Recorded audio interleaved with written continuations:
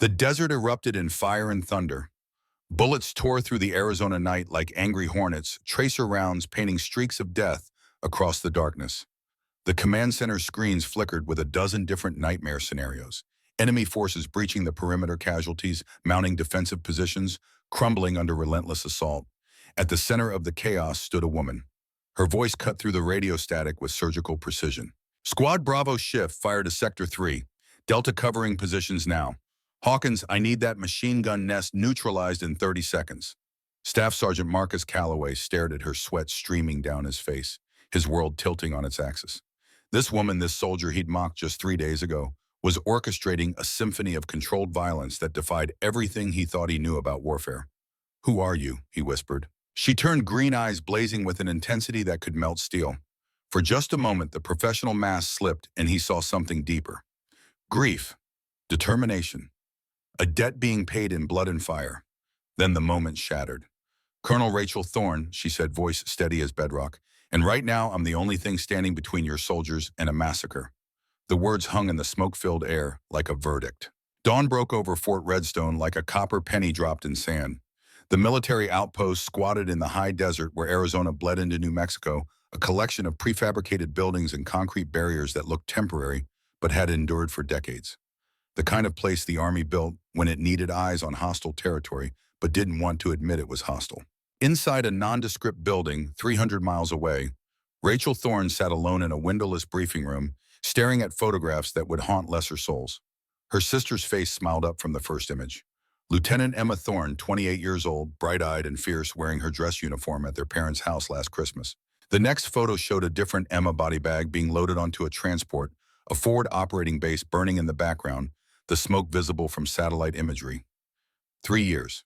It had been 3 years since Emma's commander ignored her tactical warnings. 3 years since 14 soldiers died in an ambush that better leadership could have prevented. 3 years since Rachel received the folded flag and the hollow words about honor and sacrifice. 3 years of hunting. Colonel Thorne, she looked up. General Marcus Hartwick stood in the doorway, silver-haired and granite-faced, a man who'd spent 40 years making impossible decisions and living with the consequences. The transport leaves in 20 minutes, he said quietly. Last chance to abort this mission. Rachel's fingers traced Emma's photograph. No abort, sir. Strategic Operations Command doesn't typically send full colonels undercover as privates. Hartwick moved into the room, his footsteps deliberate. Especially not our best tactical minds. Intelligence confirms the same insurgent group is targeting Fort Redstone. Rachel's voice was steady, but her jaw tightened. The commander who killed my sister is already dead. I verified the kill 3 months ago. But his organization is still active, still planning attacks. And you think going in as a raw recruit will accomplish what exactly? It will let me see Fort Redstone's real defensive capabilities, not the sanitized reports, not what base commanders want me to see. Rachel stood, squaring her shoulders. I need to know if these soldiers are walking into the same trap that killed Emma. Hartwick studied her for a long moment. Timelines moved up. Intelligence intercepts indicate attack will come in 72 hours, not next week as previously assessed. Then I have 3 days to prepare them. Rachel, the general's tone softened a rarity that told her how seriously he took this. Your sister's death wasn't your fault. No, Rachel agreed, her green eyes hard as jade. But preventing the next one is my responsibility. 30 minutes later, she sat in the back of a military transport truck, wearing standard-issue fatigues that still smelled of the supply warehouse. Her service record had been scrubbed, replaced with a fiction Private Rachel Thorne, desk clerk from Fort Campbell, requesting transfer after a romantic relationship gone sour. The kind of mundane personal drama that made senior NCOs roll their eyes and stop asking questions. The truck jolted over rough terrain, and Rachel's tactical mind automatically cataloged everything she saw through the canvas opening. Approach routes, sight lines, defensive positions, the high ground to the east that would provide perfect overwatch for an attacking force. The dry riverbed to the south that could hide vehicle movements until they were dangerously close. Fort Redstone was vulnerable in at least a dozen different ways, and she hadn't even arrived yet. Her hand moved to the small photograph hidden in her breast pocket, Emma in her combat uniform, grinning like she'd just won a bet. Rachel whispered words only she could hear. I got Kozlov M. Put a bullet through his brain 3 months ago. But his people are still out there, and they're coming for this base. I won't let it be you all over again. I swear it. The truck rumbled through Fort Redstone's main gate past guard posts that Rachel's trained eye immediately identified as inadequately staffed. She committed the details to memory, building a mental map of vulnerabilities that would shame the base's defensive coordinator if he had any tactical sense at all. When the transport finally stopped, Rachel took a breath and became someone else. She slouched her shoulders slightly, let uncertainty creep into her posture, picked up her duffel bag with both hands instead of the one-handed toss that would betray years of military conditioning. By the time the driver opened the rear door, Private Rachel Thorne, nervous, inexperienced, slightly overwhelmed, was ready to meet the world. What she saw made her job both easier and harder. 7 men stood in a loose formation near the vehicle bay, watching her arrival with expressions ranging from amusement to barely concealed disdain. Their body language told her everything she needed to know about their unit cohesion. Strong bonds forged through shared hardship, but also the insularity that came from believing their way was the only way. The man at the center stood slightly forward, late 30s, sun-weathered, skinned shoulders that carried weight beyond his rank insignia. His eyes tracked her with the assessment of someone who'd learned to judge new personnel in seconds, cataloging strengths and weaknesses with practiced efficiency. Staff Sergeant Marcus Calloway. Rachel had memorized his file during the flight. 15 years in service, 4 deployments, decorated for valor in combat. Also the subject of an internal investigation 8 months ago after a patrol went wrong and 2 soldiers died. Investigation cleared him of direct responsibility, but the recommendation noted inflexibility in tactical decision-making and resistance to alternative strategic input. Translation. He'd ignored good advice and gotten people killed, not through malice but through the dangerous combination of experience and ego, just like Emma's commander. Another fresh face, one of the soldiers muttered loud enough to be heard. Corporal Daniel Hawkins' sniper PTSD diagnosis in his medical file that he'd successfully hidden from official review. His hands were steady on his rifle, but his eyes held the 1,000-yard stare of someone who'd seen things that wouldn't let him sleep. Rachel stepped down from the transport, letting her boots hit the dust with less precision than her muscle memory demanded. She scanned the faces watching her, committing each to memory while appearing merely nervous. Well, well, another soldier said, spitting tobacco juice into the dirt. Tyler Barnes, tech specialist, 24 years old, brilliant with communication systems, but insecure about his relative youth and lack of combat experience. Betting this one doesn't last a week. Rachel's tactical assessment overlay ran automatically in her mind. Barnes' threat level minimal, but insecurity makes him potentially problematic. We'll need to manage his ego carefully. Hawkins, skilled but damaged, will respond to competence and respect. The youngest one, Connor Mitchell, watching with more curiosity than dismissal, natural ally, use him to build trust with others. And Calloway. Always Calloway. The key to everything. She met the staff sergeant's eyes, directly but not too directly. Confident enough to not seem weak, but not so confident as to challenge his authority. The calculation was instinctive after years of operating in hostile environments where the wrong look could mean death. Looking for Staff Sergeant Calloway, she said, letting just a hint of Kentucky accent into her voice. The personnel file listed her as being from Lexington, and Rachel had spent her teenage years there. The accent was real, just carefully suppressed during her career. Calloway stepped forward, chest slightly puffed. That'd be me. You must be our new addition. He looked her up and down with obvious skepticism. What's your name, soldier? Thorne, Rachel replied, offering nothing more. Just Thorne, Barnes interjected with a smirk. What, no first name, or are you one of those mysterious types? Rachel turned to look at him with an expression she'd practiced in the mirror that morning. Cool, unimpressed, just on the edge of insubordinate without crossing the line. She wanted them off balance, uncertain whether to dismiss her or take her seriously. Thorne works fine, she said simply. The other soldiers began gathering closer, drawn by the novelty of fresh meat to break in. Rachel tracked their movements peripherally while maintaining focus on Calloway. Infantry Tactics 101: always know where every potential threat is positioned, even when they think they're friendly. Connor Mitchell stepped forward, his baby face trying for worldly wisdom. Listen, Thorne, this isn't some cushy posting back in the world. Fort Redstone sees real action. The kind that separates people who can handle themselves from people who need babysitting. Rachel's lips curved into something that might have been a smile, though it never reached her eyes. I'll manage. Will you now? Calloway crossed his arms, and Rachel recognized the body language. He was about to establish dominance, make sure this new soldier understood exactly where she stood in the pecking order. Tell me, Private Thorne, what's your background? Where did you serve before this assignment? Various postings, Rachel replied vaguely the way she'd planned. Nothing particularly interesting. She watched the frustration flicker across Calloway's face.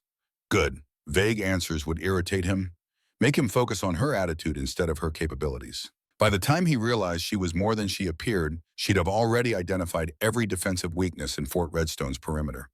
Various postings, Calloway repeated mockingly. The soldiers around him chuckled, pack behavior, establishing hierarchy through shared mockery.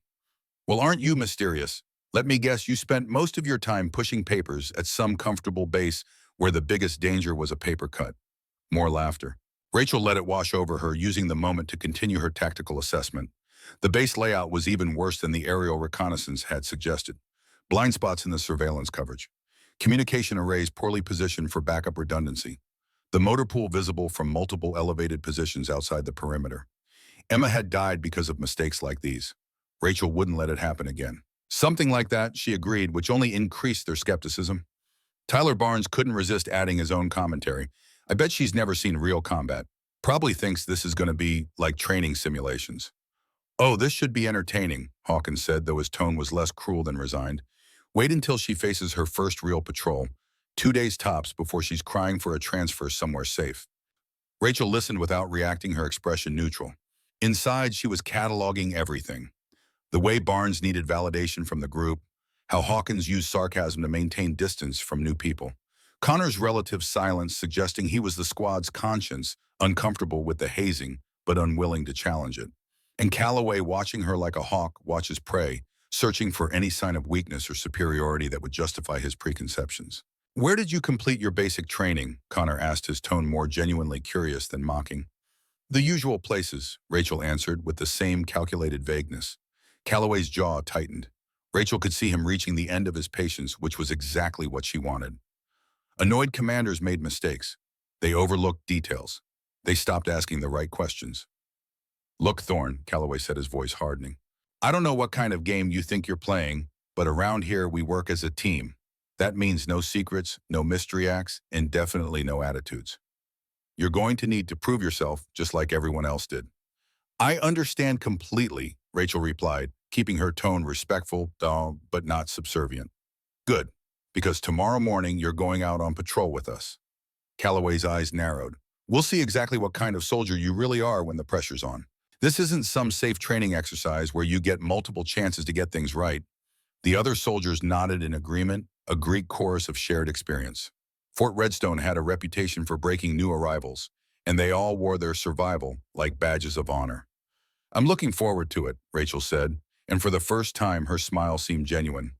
The response caught Calloway slightly off guard. Most new soldiers showed at least some nervousness when confronted with the reality of Fort Redstone's reputation. This woman's confidence struck him as either profound ignorance or something he couldn't quite identify. We'll see about that, he said finally. Mitchell, show her to the barracks and get her settled. Make sure she understands the basic protocols and schedules. As Connor led Rachel away toward the living quarters, the remaining soldiers continued their discussion. Rachel's enhanced hearing, honed through years of operating in hostile territories, where missing a whispered warning could mean death, caught every word. There's something off about her, Hawkins observed quietly. She's too calm. New recruits are supposed to be nervous. Maybe she's just good at hiding it, Connor suggested, though his tone lacked conviction. Or maybe she's one of those overconfident types who thinks military life is easy, Calloway concluded. Either way, tomorrow's patrol will show us exactly what we're dealing with. The frontier has a way of humbling people real quick. Rachel kept her expression neutral as she followed Connor into the barracks, but inside she was already 3 moves ahead. The patrol tomorrow would take them through sectors 7 through 12. She'd reviewed the standard routes during her flight briefing. Sector 9 was where intelligence suggested enemy activity, which meant Calloway would plan an approach that intersected with known patrol patterns, which also meant he'd be walking them into potential danger using predictable tactics. She'd have to find a way to redirect their route without revealing her expertise. A delicate balance, but Rachel had spent 3 years preparing for exactly this kind of tactical manipulation. The barracks were standard military efficiency rows of bunks, footlockers, minimal personal effects. Connor showed her to an empty bunk near the rear, explaining the daily routines with the practiced efficiency of someone who'd given this orientation a dozen times before. Chow's at 0600, he said. Formation at 0630. Calloway runs a tight ship, but he's fair if you pull your weight. Rachel nodded, setting her duffel bag down with careful deliberateness. She'd practiced the motion to appear less experienced than she was, two hands instead of one slight awkwardness in the positioning. Thanks, Mitchell, she said. I appreciate you not being a complete asshole about the new person thing. Connor smiled, a genuine expression that transformed his youthful face. Most of them aren't bad guys. They've just seen a lot of people come and go. Fort Redstone has a way of revealing what people are made of pretty quickly. I'm sure it does, Rachel agreed, and there was something in her tone that made Connor pause. For just a moment, he saw something in her eyes, a depth of experience that seemed at odds with her supposed background. But then she blinked, and the impression vanished, replaced by the uncertain expression of a transfer seeking to find her footing. Get some rest, Connor said. Tomorrow's patrol will be a long day. After he left, Rachel sat on her bunk and pulled out Emma's photograph, hidden beneath layers of regulation clothing in her duffel. Her sister's smile felt like both a blessing and an accusation. 72 hours, Rachel whispered to the image. That's all I have to prepare them, to fix the defensive gaps, to make sure your death meant something. Emma's photograph offered no answers, but Rachel didn't need answers. She needed action. She waited until the barracks settled into evening quiet, then slipped out with the practiced silence of someone who'd spent years moving through enemy territory. Fort Redstone's layout was burned into her memory from aerial reconnaissance and satellite imagery, but nothing replaced boots-on-ground assessment. Rachel moved through shadows like she was born to them, which in a sense she had been. 15 years of military service, the last 6 in Strategic Operations Command. She'd planned defensive operations for forward bases across 3 continents. She'd coordinated counterinsurgency efforts that saved thousands of lives. She'd earned her rank through competence, sacrifice, and an almost supernatural ability to see 3 moves ahead in the lethal chess game of modern warfare. And right now, all of that expertise was focused on finding the cracks in Fort Redstone's armor before an enemy force exploited them. She found the first vulnerability within 10 minutes, a blind spot in the southern perimeter, where the surveillance camera's coverage didn't quite overlap. An attacker could move through that gap for nearly 15 seconds before being detected, which was more than enough time for a skilled infiltration team to breach the outer defense. Rachel photographed it with her phone, the device modified by Strategic Operations Command to appear like standard civilian technology while containing military-grade encryption. The second vulnerability was more concerning. The communication array's backup generator was positioned where a single mortar round could take out both primary and redundant power supplies simultaneously. Elementary mistake, the kind that came from peacetime thinking, where redundancy meant physical separation without considering coordinated attack patterns. By the time she returned to the barracks 2 hours later, Rachel had identified 14 critical defensive flaws. 14 different ways the coming attack could overwhelm Fort Redstone's defenses. 14 mistakes that would get good soldiers killed if she didn't find a way to fix them in the next 3 days. She lay in her bunk, staring at the ceiling while the other soldiers slept. Somewhere out in the desert, enemy forces were positioning for their assault. The same organization that had killed Emma.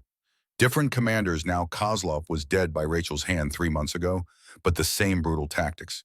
The same willingness to spend lives like currency to achieve their objectives. Rachel's hands clenched into fists. She'd spent 3 years hunting these people.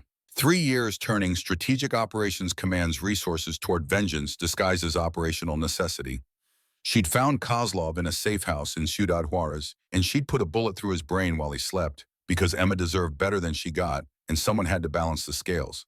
But killing one man hadn't stopped the organization. It had barely slowed them down. So now she was here, undercover in a vulnerable base, trying to prevent the next massacre. Trying to make Emma's death mean something beyond grief and rage. Connor's breathing from the nearby bunk was steady, peaceful. Hawkins tossed and turned, his sleep troubled by whatever demons haunted him. Barnes snored quietly, oblivious. Young men who'd volunteered to serve, who deserved better leadership than they were getting. Rachel made a silent promise to all of them, and to Emma's memory, she would keep them alive. Whatever it took, whatever rules she had to bend or break, whatever secrets she had to keep, they would survive the next 72 hours, or she would die trying. Dawn arrived with the cruel brightness that defined desert mornings, 0 to blazing, in the span between darkness and day.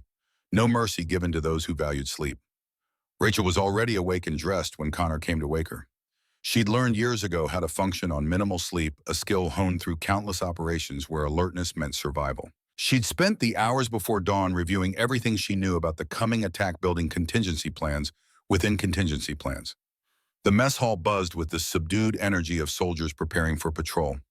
Rachel filled her tray with standard breakfast fare, her movements deliberately less efficient than trained muscle memory demanded. Every gesture, every glance, every word had to maintain her cover as an inexperienced transfer. She sat alone, which was expected. New personnel always did until they proved themselves worthy of inclusion. Rachel used the isolation to observe cataloging the social dynamics that would matter when she needed these soldiers to trust her tactical judgment. Calloway ate with his squad, their conversation punctuated by occasional laughter. Good unit cohesion, but insular. They'd follow him into hell, which was admirable. But they'd also follow him into tactical mistakes without questioning his judgment, which was dangerous. Hawkins noticed her watching and raised his coffee cup in mock salute. Rachel returned the gesture with a slight smile, filing away his marginally less hostile attitude. The sniper would be crucial. His skills meant he saw details others missed. If she could earn his respect, he might become an ally. The briefing room was cramped, dominated by a large tactical display showing the topographical map of their patrol route. Calloway stood before it with the confidence of someone who'd planned dozens of these operations. "All right, people, listen up," he began, his voice carrying natural command authority. "Today's route takes us through sectors 7 through 12. Intelligence suggests possible enemy movement in Sector 9, so we'll be extra cautious there." Rachel studied the map with increasing concern. Calloway's planned route was textbook literally. She recognized it from the Army's field manual on patrol tactics, which meant anyone with basic military training could predict their approach vector. The path through Sector 9 used a valley approach that offered good concealment but created a natural choke point. Perfect ambush territory. She ran rapid calculations in her head. Enemy forces planning an attack on Fort Redstone would have scouts in the area. Those scouts would know standard patrol routes. If they were smart, and intelligence suggested they were very smart, they'd have observation posts watching for exactly this kind of predictable movement. Rachel's fingers itched to speak up to point out the tactical vulnerabilities in Calloway's plan. But revealing that level of expertise now would blow her cover before she'd achieved her primary mission objectives. "Questions?" Calloway asked, his eyes sweeping the room before landing on Rachel with obvious expectation. She raised her hands slightly, keeping her posture non-threatening. "The approach to Sector 9 seems vulnerable. Would it be safer to take the elevated path through Sector 8 first, then approach from the north?"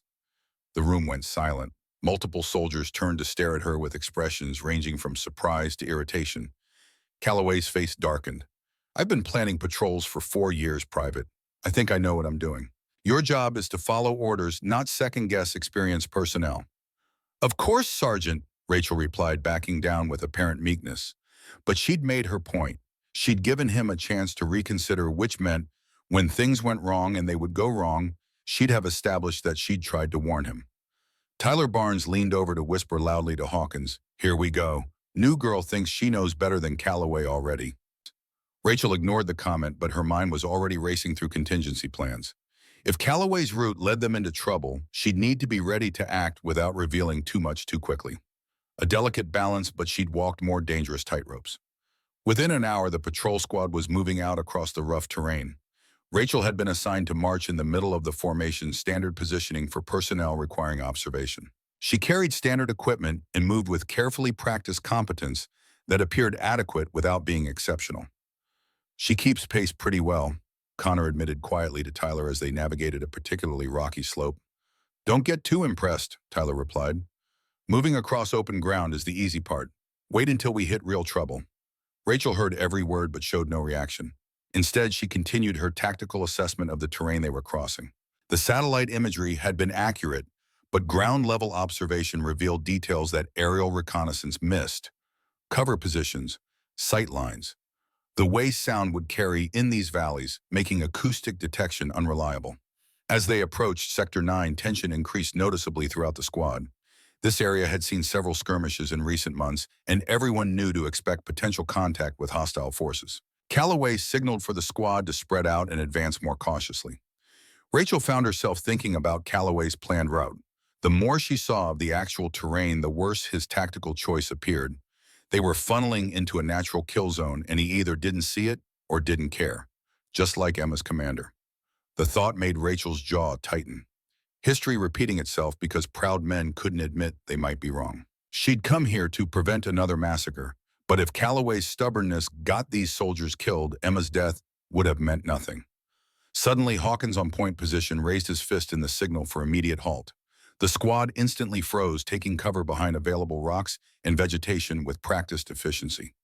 Rachel's combat instincts surged to full alert even as she maintained her cover persona. She moved to concealment with adequate speed, careful not to reveal the automatic tactical positioning that years of training had burned into her muscle memory.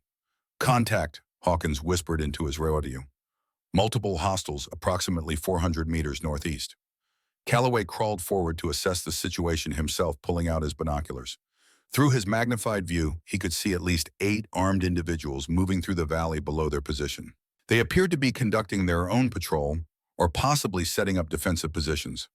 Rachel had maneuvered to a spot where she could observe the situation as well. She watched the hostile forces for several long seconds, her trained eyes catching details that others would miss. Their movement patterns, the way they positioned themselves, the equipment they carried, and something else, something that made her blood run cold.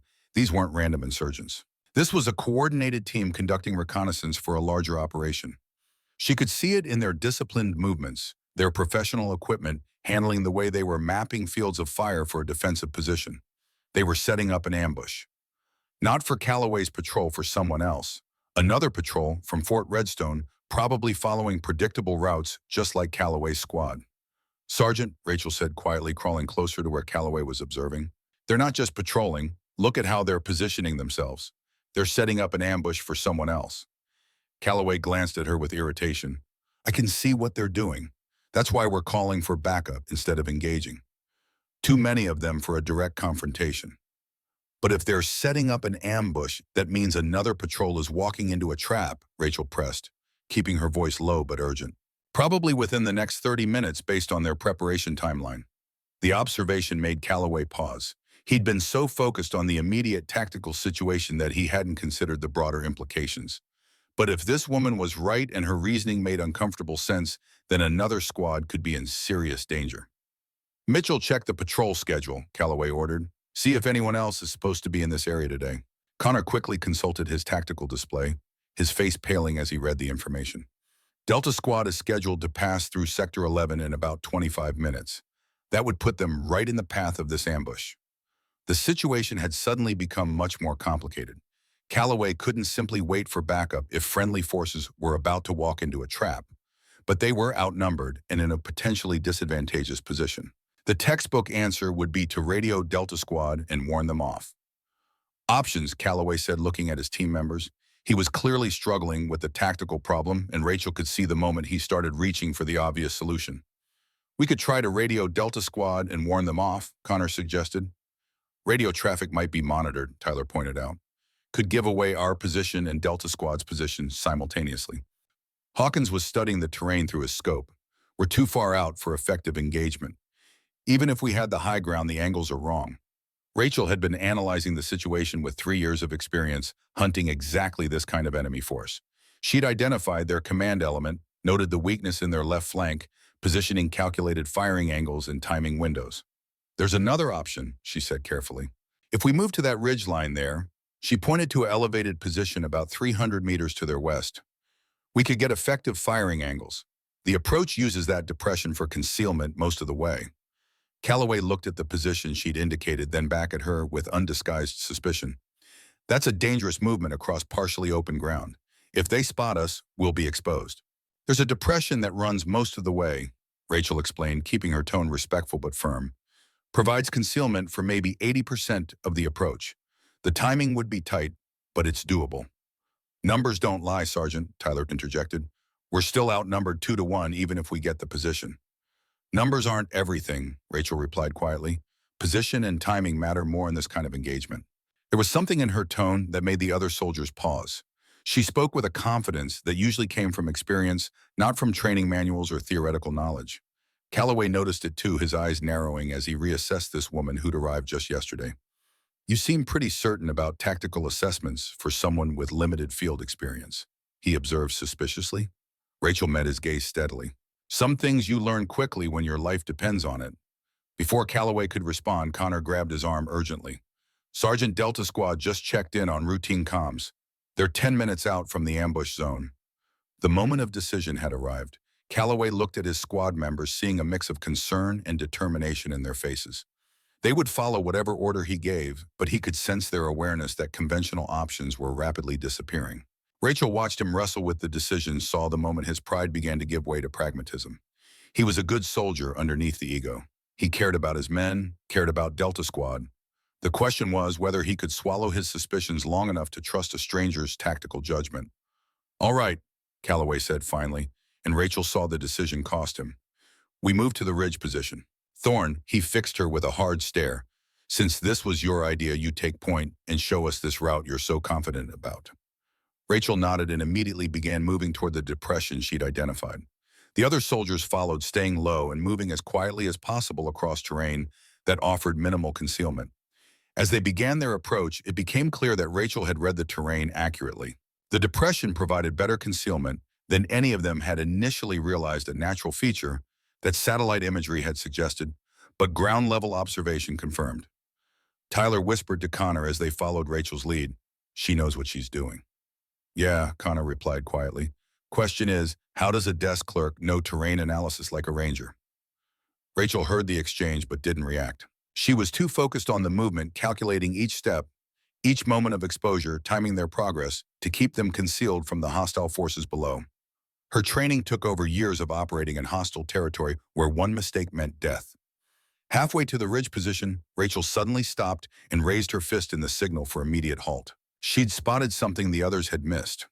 One of the hostile forces had moved from the main group and was now positioned where he could potentially observe their movement route.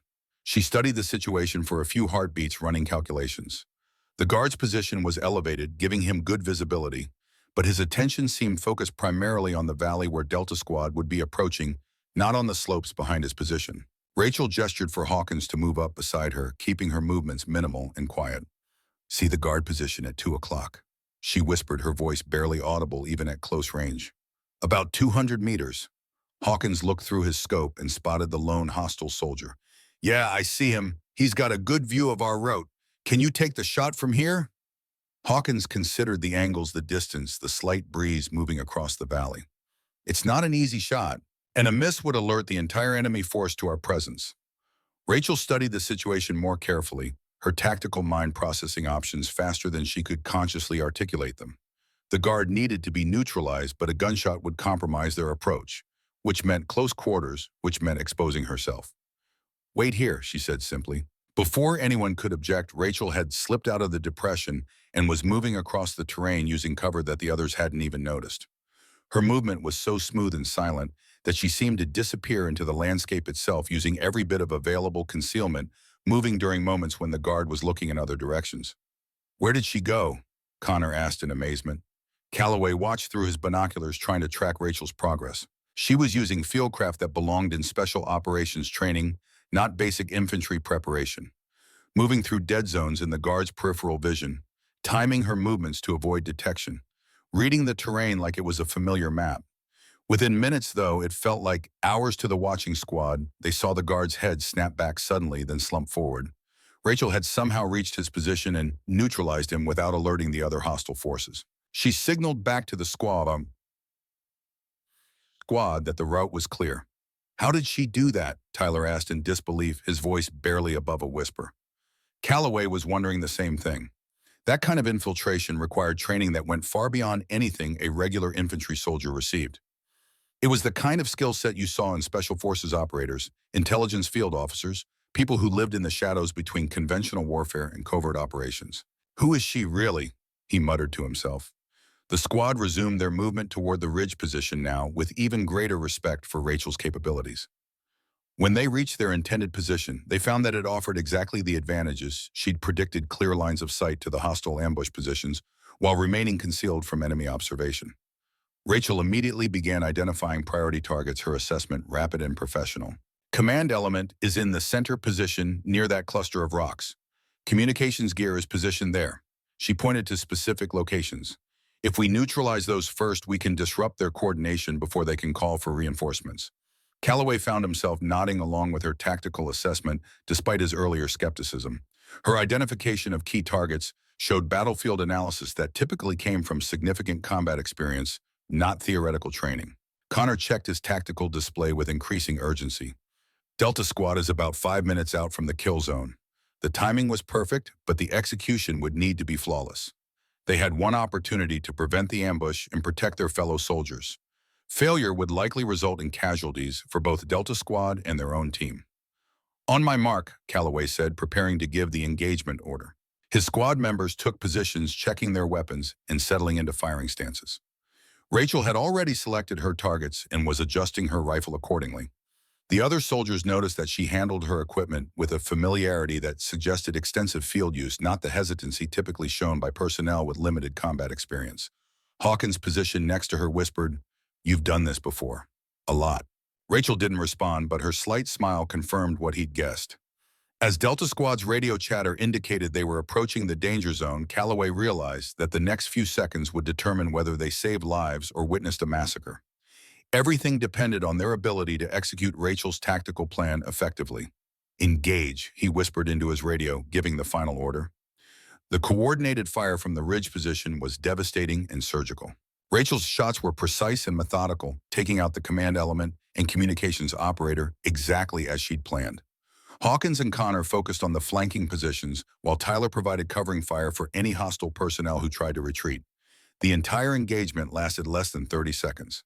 When the firing stopped, the ambush site was silent except for the distant sound of Delta Squad's approach, the patrol completely unaware of the danger they'd just been saved from. "Clear," Hawkins reported after scanning the area through his scope, his voice carrying a mixture of relief and awe. Calloway keyed his radio. "Delta Squad, this is Bravo Patrol. Sector 9 is secure. Hostile ambush position has been neutralized. Recommend you proceed with caution, but area is clear." There was a brief pause before Delta Squad's commander responded. "Copy that, Bravo Patrol. We didn't detect any threats on our approach. Thanks for the heads up." The words hung in the air. They hadn't detected threats because Rachel had seen what others missed and acted decisively to eliminate them. Calloway looked at his squad members, all of whom were staring at Rachel with expressions that had transformed from skepticism to something approaching reverence. Her tactical planning had been flawless, and her execution during the engagement had been that of a seasoned combat veteran, not a transfer with supposedly limited field experience. "Nice work, everyone," Calloway said, though his eyes remained focused on Rachel. "Let's secure the area and check for intelligence materials."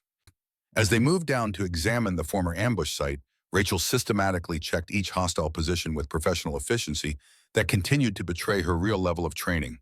She located maps, communication equipment, and documents that would likely provide valuable intelligence about enemy operations in the region. She was examining a tactical radio when Calloway approached her directly. "Thorne," he said, his voice quiet but carrying an edge of controlled frustration, "where exactly did you serve before this assignment?" Rachel looked up from the equipment, meeting his eyes with calm directness. "Various special operations units, nothing that would be familiar to most regular forces." The admission hung between them like a grenade with the pin pulled. "Special operations." Tyler had overheard his voice carrying a mixture of vindication and excitement. "That explains everything," Hawkins whistled softly. "Why didn't you mention this yesterday when we were giving you shit about being inexperienced?" Rachel shrugged, carefully gathering intelligence materials into her pack. "It didn't seem relevant at the time. Besides, some assignments aren't discussed openly for operational security reasons." Calloway was beginning to understand why Rachel had seemed so different from typical new arrivals. Special operations personnel often had extensive combat experience and specialized training that regular forces rarely encountered. Her calm confidence and tactical expertise now made much more sense, though it raised questions about why someone with her background had been assigned to Fort Redstone as a seemingly routine transfer. "How long were you in the Special Ops?" Connor asked, his curiosity genuine and without the skepticism that had marked their earlier interactions. "Long enough to learn a few things," Rachel replied without providing specific details. She had no intention of revealing her full background, yet maintaining some mystery would help her continue gathering information about Fort Redstone's defensive capabilities without constant scrutiny. As they completed their examination of the ambush site, it became clear they had prevented what could have been a significant attack. The hostile forces had been well-equipped and positioned to cause serious casualties to any patrol that entered their kill zone. "This intelligence is going to be valuable," Calloway observed, looking at the documents Rachel had collected. "Command will want to see this immediately." The patrol back to Fort Redstone took on a completely different atmosphere than their outbound journey. The squad members now looked at Rachel not as an untested newcomer, but as a proven team member who had demonstrated capabilities that exceeded anything they had expected. "I owe you an apology," Calloway said to Rachel as they walked. "I made assumptions about your background and capabilities that were clearly wrong." "No apology necessary," Rachel replied, maintaining her carefully constructed persona. Skepticism about new team members is healthy. It keeps everyone sharp and focused on proving their worth through actions rather than words. "Still, I should have listened to your tactical suggestions from the beginning," Calloway admitted. "Your route assessment was exactly right. We would have walked into a much more dangerous situation if we'd followed my original plan." Rachel nodded but didn't press the point. She'd achieved what she needed. Calloway now respected her tactical judgment enough to listen when she made suggestions. That respect would be crucial in the coming days when she needed to implement defensive improvements at Fort Redstone. When they arrived back at the base, news of their successful engagement had already reached the command structure through radio reports. Lieutenant Colonel James Bridgewater, the base commander, was waiting to debrief them personally, a level of attention that indicated the significance of their intelligence gathering. "Outstanding work out there," Bridgewater told the squad after the formal debrief concluded. "Your actions prevented what could have been a significant loss of personnel and equipment. The intelligence you recovered will help us understand enemy patterns of operation in this sector." During the debrief, Rachel's role in the success had become increasingly apparent. Her tactical planning, target identification, and execution had been the decisive factors in the engagement's favorable outcome. The other squad members had made sure Bridgewater understood her contributions, though they still believed she was simply a highly trained special operations soldier rather than the full colonel she actually was. "Private Thorne," Bridgewater said after the formal debrief concluded, his voice carefully neutral, "I'd like to speak with you privately for a moment." Calloway and the other squad members exchanged glances as Rachel followed Bridgewater to his office. They had begun to suspect that there might be more to her story than she had revealed, but the base commander's interest suggested layers of complexity they hadn't yet uncovered. In Bridgewater's office, with the door closed and audio countermeasures activated, the colonel's professional mask slipped slightly. "That was more risk than we discussed, Rachel," he said quietly, using her first name for the first time since her arrival. "The mission parameters changed when Delta Squad was threatened," Rachel replied. "I wasn't going to let another patrol walk into an ambush if I could prevent it." Bridgewater studied her for a long moment. "Your infiltration kill was captured on your helmet camera. That's Tier 1 operator-level fieldcraft. You nearly compromised your cover identity." "But I didn't," Rachel said firmly. "Calloway and his squad now believe I'm former special operations, which is close enough to the truth to be sustainable. They respect my tactical judgment, which is exactly what I need to implement defensive improvements before the main attack, which intelligence now confirms will occur in 48 hours. Bridgewater said, his expression grim. "The documents you recovered included enemy planning timelines. They're moving faster than we anticipated." Rachel felt her chest tighten. 48 hours. 2 days to fix Fort Redstone's defensive vulnerabilities and prepare for an assault by forces that had already demonstrated sophisticated tactical capabilities. "Then we don't have time for gradual trust building," Rachel said. "I need access to defensive planning immediately, tomorrow at the latest." "That will raise questions," Bridgewater warned. "Sergeant Calloway is already suspicious about your background. Giving us supposed private access to base defense planning will make him even more curious." "Let him be curious," Rachel replied. "What matters is keeping these soldiers alive. I'll deal with Calloway's suspicions when I need to. Right now, I need to assess Fort Redstone's defensive posture and identify critical improvements we can implement in 2 days." Bridgewater nodded slowly. "All right, I'll arrange for you to conduct a defensive assessment starting tomorrow morning. But Rachel, you're running out of time to maintain your cover. At some point very soon, you're going to have to reveal your actual rank and authority." "Not until I've completed my assessment," Rachel said firmly. "Once Calloway knows I'm a colonel, he'll defer to my authority instead of engaging critically with my tactical suggestions. I need his honest input, his squad's perspective. That only works if they think I'm close enough to their level to question." After leaving Bridgewater's office, Rachel returned to find Calloway and his squad in their usual gathering area, discussing the day's events with animated energy. The successful mission had bonded them in a way that routine patrols never did. They'd faced real danger and prevailed through teamwork and skill. "There she is," Connor said as Rachel approached, "the mysterious special operations soldier who saved our asses today." Rachel smiled slightly. It was a team effort. Hawkins made the initial contact identification. Calloway made the tactical decision to engage. Everyone executed their roles effectively. Don't be modest. Tyler said, his earlier resentment completely gone. That infiltration kill was something out of a movie, and your tactical planning was flawless. Hawkins was studying her with the intensity of someone trying to solve a puzzle. You said you served in various special operations units. Which ones specifically? Rachel had prepared for this question. Most of my assignments are still classified. I can tell you I worked in counter-insurgency operations, tactical planning, and field coordination. But specific unit names and mission details aren't something I can discuss. It was a careful answer, truthful enough to satisfy basic curiosity, while vague enough to prevent detailed verification. The classification excuse would deter most inquiries since soldiers understood operational security requirements. Calloway watched her carefully. How does someone with your level of training end up requesting transfer to a frontier outpost like Fort Redstone? Most special operations personnel aim for high-profile assignments, not routine patrol duty. Sometimes people need a change of pace, Rachel replied, which was true in its own way. Constant special operations tempo can burn people out. Frontier duty offers different challenges without the same psychological intensity. Another careful half-truth. She had come to Fort Redstone for very specific reasons, but explaining those reasons would require revealing her connection to Emma's death and her years-long pursuit of the organization responsible. Well, whatever your reasons, we're glad you're here, Connor said sincerely. You saved Delta Squad today. That's not nothing. Rachel felt genuine warmth toward these soldiers who had accepted her so quickly after her demonstrated competence. They were good men doing difficult work in challenging circumstances. They deserved better leadership than Calloway's by-the-book approach had been providing, and they deserved to survive the coming attack. Get some rest, Calloway told his squad.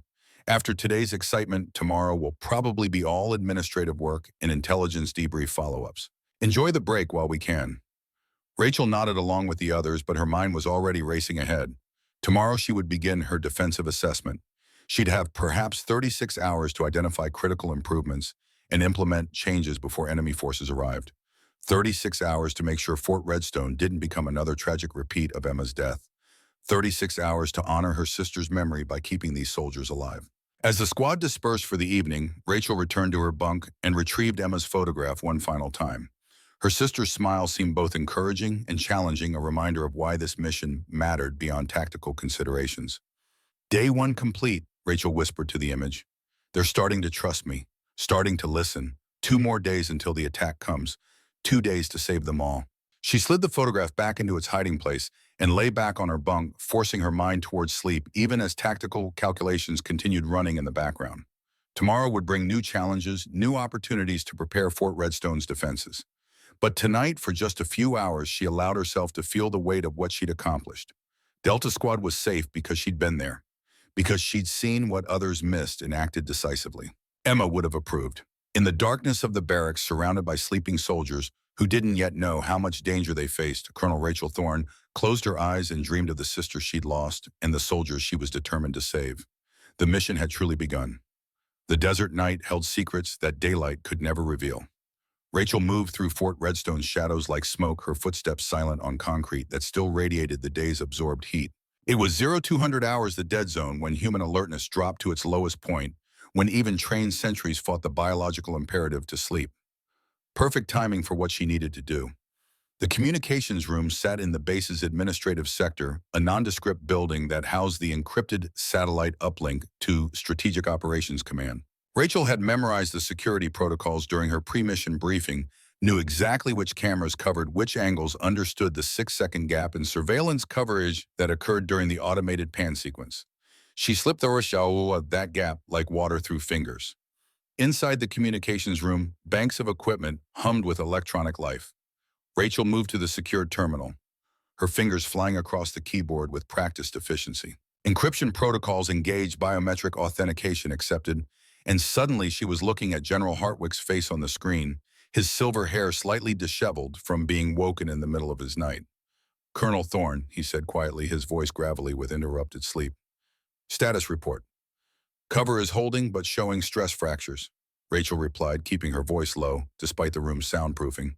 Sergeant Calloway is suspicious after today's patrol engagement. Squad now believes I'm former special operations, which is sustainable, but limits operational flexibility. Hartwick's expression tightened. The engagement report crossed my desk 2 hours ago. That infiltration kill was exceptionally high risk. You nearly exposed yourself. Delta Squad would have walked into an ambush, Rachel said flatly. I couldn't let that happen, not when I had the skills to prevent it. Your mission is defensive preparation, not tactical intervention, Hartwick reminded her, though his tone carried more concern than criticism. We sent you there to assess Fort Redstone's vulnerabilities and prepare for the coming attack, not to play hero during routine patrols. Rachel's jaw tightened. There's nothing routine about soldiers walking into kill zones, sir. And the intelligence we recovered from that ambush site confirms what we already suspected. This organization has been planning the Fort Redstone attack for weeks. They have detailed reconnaissance, they know our patrol patterns, and they're coordinating resources for a major assault. Which brings me to why I'm calling at this ungodly hour. Hartwick said, his face grave. Signals intelligence intercepted enemy communications 90 minutes ago. The attack timeline has accelerated again. You now have 48 hours, not 72. The words hit Rachel like a physical blow. 48 hours. 2 days to fix defensive gaps that had accumulated over months of inadequate leadership. 2 days to prepare soldiers who didn't even know they were about to face the fight of their lives. I need authorization to begin defensive improvements immediately, Rachel said. Lieutenant Colonel Bridgewater is supportive, but he's constrained by maintaining my cover identity. If I'm going to implement necessary changes, I need operational flexibility. Meaning what exactly? Hartwick asked, though his expression suggested he already knew the answer. Meaning I need to reveal enough of my background to justify taking command of defensive preparations, Rachel said. Bridgewater has agreed to assign me defensive assessment responsibilities tomorrow. That will give me access to base infrastructure and tactical planning. But I'll need to show more expertise than a supposed special operations private should possess. Hartwick was silent for a long moment, weighing options with the experience of someone who'd spent decades making impossible decisions. Your primary mission remains intelligence gathering and defensive preparation. If revealing your actual rank becomes necessary to achieve those objectives, you have authorization to do so. But Rachel, his tone softened slightly. Once you reveal yourself, there's no walking it back. The operational flexibility of your cover identity will be gone. I understand, sir, Rachel replied, but keeping my cover identity isn't worth losing soldiers' lives. Emma died because her commander was too proud to listen to better tactical advice. I won't let that happen here. Your sister would be proud of what you're doing, Hartwick said quietly. But she'd also want you to be smart about it. Don't let grief drive you into unnecessary risks. Rachel felt the familiar tightness in her chest at the mention of Emma. 3 years hadn't dulled the pain, just taught her how to function despite it. This isn't about grief, sir. It's about preventing the next tragedy, about making sure these soldiers have the leadership they deserve. Then do what you need to do, Hartwick said. But Colonel, come home alive. That's an order.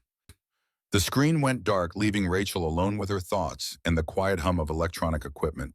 She sat in the darkness for a moment, letting the weight of the mission settle more heavily on her shoulders. 48 hours. She hadn't heard the door open behind her, hadn't detected the presence in the hallway during her encrypted conversation. Years of training, thousands of hours of operational experience, and she'd missed the one detail that mattered most. Marcus Calloway stood in the corridor outside the communications room, his face a mask of shock and anger and dawning comprehension. He'd followed Rachel from the barracks, suspicious about her late-night movements, expecting to catch her maybe sending unauthorized communications or violating security protocols in some mundane way. He hadn't expected to hear her called Colonel. Rachel emerged from the communications room, her enhanced situational awareness finally registering the presence too late. She saw Calloway standing there, saw the expression on his face, and knew immediately that her carefully constructed cover had just developed a catastrophic crack. Colonel Calloway's voice was quiet but carried the force of betrayal. You're a fucking colonel. Rachel's mind raced through options, calculating responses. But she knew there was no easy way to navigate this moment. The truth was coming out just faster and messier than she'd planned.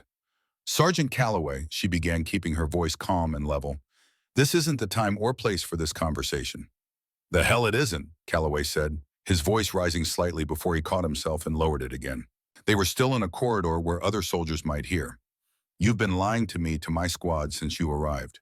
Playing some kind of game while He stopped, anger and confusion warring across his features.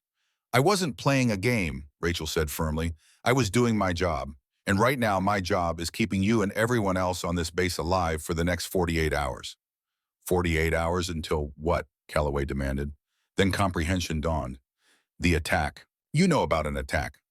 Rachel made a decision. She couldn't put this particular genie back in the bottle, and trying would only make things worse.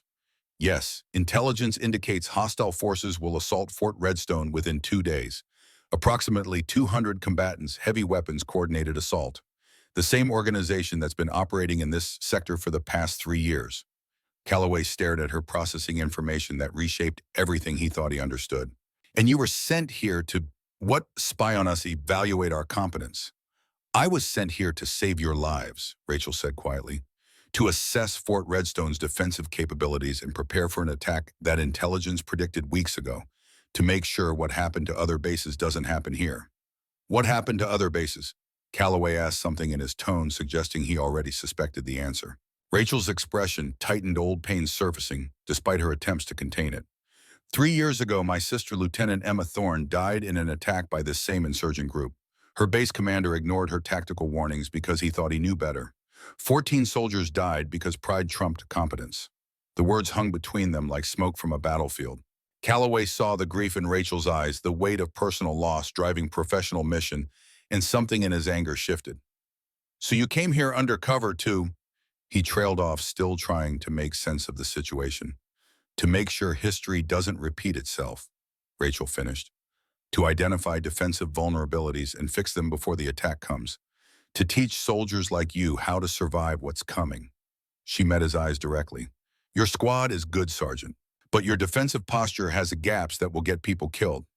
I'm here to close those gaps. Calloway's jaw worked as he processed this information. And you couldn't just tell us this from the beginning, couldn't trust us with the truth. Would you have listened to me? Rachel challenged. If I'd shown up as a colonel from Strategic Operations Command, would you have treated me like a team member? Or like a superior officer to be deferred to? Would your squad have shown me their real capabilities, or would they have performed for inspection? The question hit home. Calloway knew exactly how his squad would have reacted to a visiting colonel, with professional courtesy and carefully managed impressions showing their best face while hiding their actual operational reality. I needed to see Fort Redstone as it really is, Rachel continued. Not the sanitized version you show visiting brass. I needed to understand your unit dynamics, your tactical thinking, your actual defensive capabilities. That only works if I'm close enough to your level to be included rather than briefed. Calloway understood the logic, but understanding didn't erase the feeling of betrayal. My soldiers trust me to keep them safe. How am I supposed to do that when I don't even know who I'm working with? You're working with someone who has spent 3 years preparing for exactly this situation, Rachel said. Someone who has the tactical expertise to maximize your chances of survival. Someone who cares enough about keeping soldiers alive that she spent the last 72 hours undercover, rather than pulling rank. She paused. The question isn't whether you can trust me, Sergeant. The question is whether you can work with me to save your squad. The moment stretched between them, heavy with implications. Calloway had spent 15 years in service, had learned to read people in situations where lives depended on accurate assessment. What he saw in Rachel's eyes wasn't deception or manipulation. It was fierce determination and genuine care wrapped in professional competence. What do you need from me? He asked finally. Rachel felt relief flood through her, though she kept her expression controlled. Right now, I need you to go back to the barracks and get some sleep. Tomorrow morning, Bridgewater is assigning me to conduct a comprehensive defensive assessment. I'll need your squad's cooperation and your tactical input. After that, she paused. After that, we have 2 days to prepare Fort Redstone for the fight of its life. Calloway nodded slowly. And my squad, do they need to know? Not yet, Rachel said. Let them continue believing I'm former special operations. When the time comes to reveal my actual rank, I'll do it in a way that maintains unit cohesion.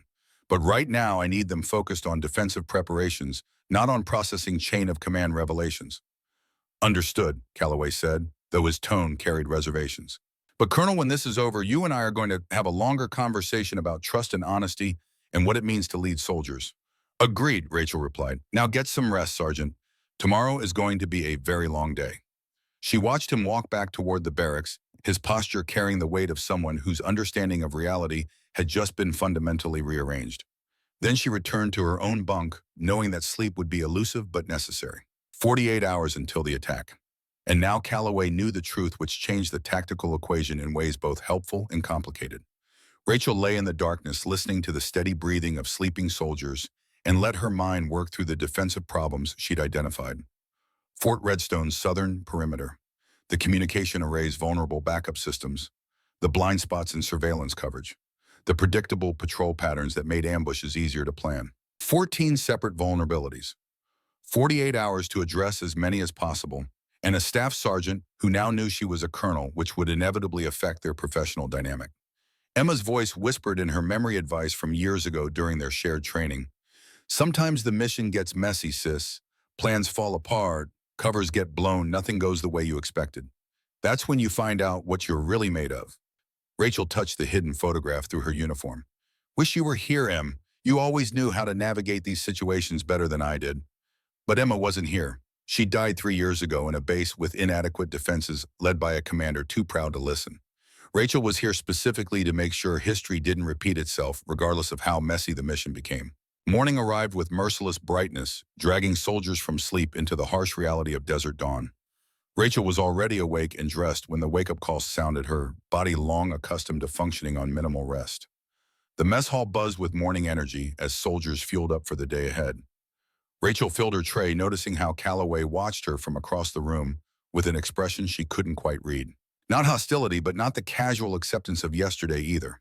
Their midnight confrontation had changed things between them in ways that would take time to fully understand. She sat with Tyler and Connor, who greeted her with the easy camaraderie that came from shared danger survived. They still saw her as a fellow soldier with exceptional training, not as the colonel she actually was.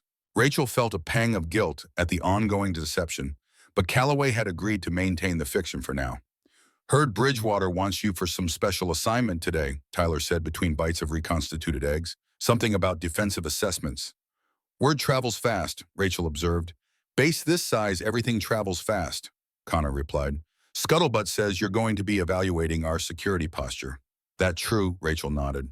Bridgewater thinks fresh eyes might catch things that have been overlooked.